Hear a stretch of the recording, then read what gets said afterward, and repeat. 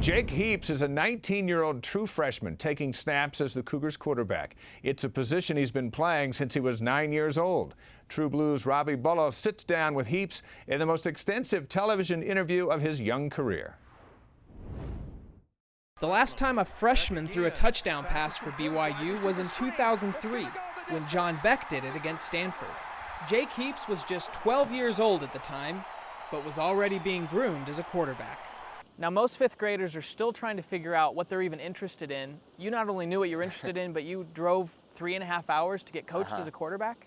Yeah, I was taking every weekend to go down to Portland from Seattle, which is a 3.5-hour drive, go down there for a 2.5-hour workout and then come back on the same day. So it was definitely a big time sacrifice, especially, at that age. A lot of kids are just, playing around, having fun, and I really was focused as to what I wanted to do, and I think that was, that's one of the main reasons why I'm here. When Jake was in the 4th grade, his family moved from a neighboring school district so he could one day play football at Skyline High School in Seattle. A lot of people called my family crazy for, putting all this investment into this, into football, and especially from such an early age, but we knew what we were doing, so it ended up working out for the best. During the 3 seasons with Jake Heaps as the starting quarterback, Skyline went 40-2 and won 3 consecutive state championships.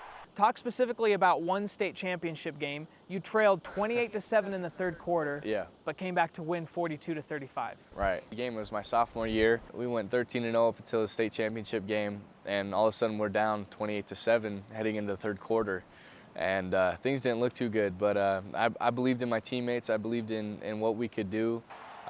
So I was yelling up and down the sidelines at my guys, just trying to tell them to keep their head in it and that we can do it. And we ended up pulling it out. It was just one of those experiences that I'll never forget.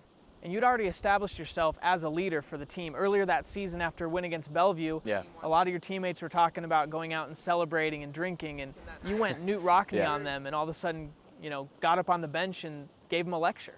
Here I was, a 16-year-old sophomore, and here were all these juniors and seniors talking about what they wanted to do that night, and I knew in my heart what we needed to do, not only by my standards of who I am and what I represent, but just if we wanted to be a successful football team.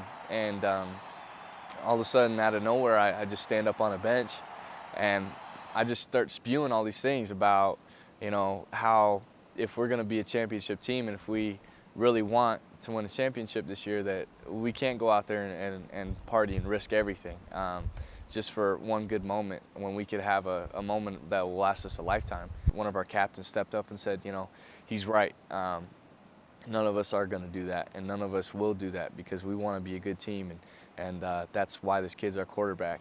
Jake's speech didn't fall on deaf ears. From that day on, the team refused to drink alcohol that season.